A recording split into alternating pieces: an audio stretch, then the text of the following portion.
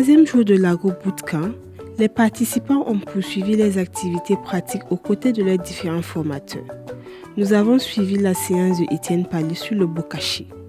Au cours de cette séance, les participants ont appris à fabriquer ce fertilisant organique utilisé en agroécologie. Alors, les différents ingrédients qu'il faut dans la production du compost bokashi, c'est entre autres la bouche de vache, la déjection animale, les sciures de bois, les balles de riz ou copeaux de bois qu'on peut utiliser, ou des coques d'arachide, ou les feuilles mortes qu'on peut utiliser. On a la levure qu'on utilise, on a le sucre blanc qu'on utilise, on a de la mélasse qu'on peut utiliser, on a les jus des fruits sucrés qu'on peut utiliser également pour la fermentation de notre solution. Une fois la liste des ingrédients réunie, place à la pratique. Tout commence par une étape cruciale, l'activation des micro-organismes grâce à un mélange bien spécifique. On passe d'abord à la préparation d'une solution et la solution sucre-levure.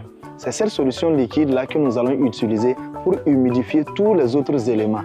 Alors là, lorsqu'on a déjà fini cette préparation, maintenant on passe au tas de compost proprement dit.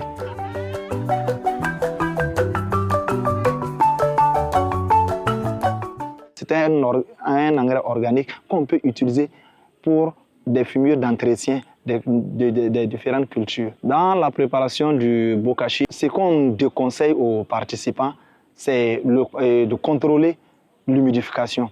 Parce que lorsque l'excès d'eau dépasse sur ce tas de bokashi, on obtient de la pourriture. Outre l'humidité, le succès de ce fertilisant repose sur un suivi rigoureux dans le temps. Pour que la magie opère, un geste technique doit être répété régulièrement.